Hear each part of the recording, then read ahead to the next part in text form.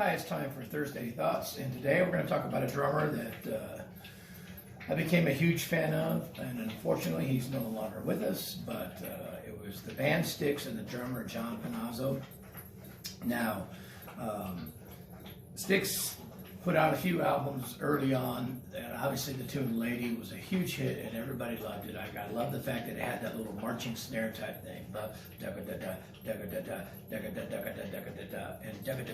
And he'd move it around the toms and whatnot. And I thought that was really cool. That captured my attention. And they had some tunes that came on along the way that really got my attention. But two albums that really floored me were Pieces of Eight and The Grand Illusion. And both of those, cover to cover, were just great tunes, great albums, great music. They really had a lot of cool things the way they did, the way they pieced the music together.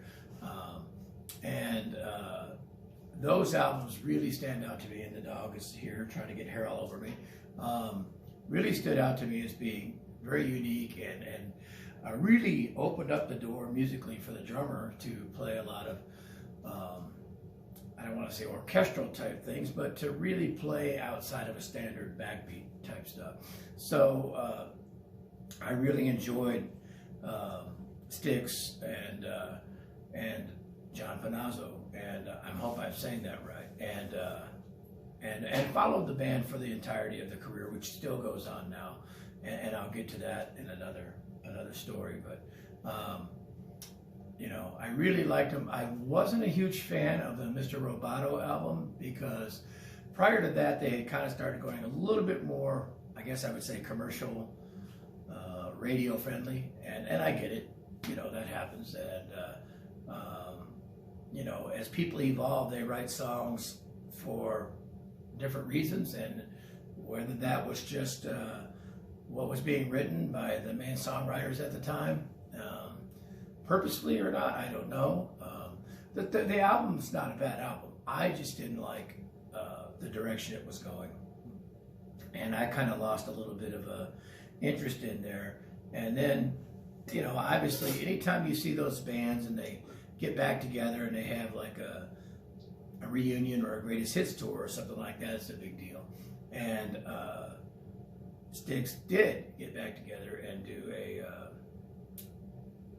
I think it was called not Paradise Theater Tour, which was an album, but I think it was called Return to Paradise.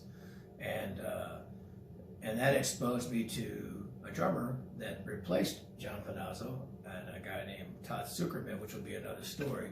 But Todd, was basically a replacement running back, and they handed him the ball and he scored every single time. So that's another story. But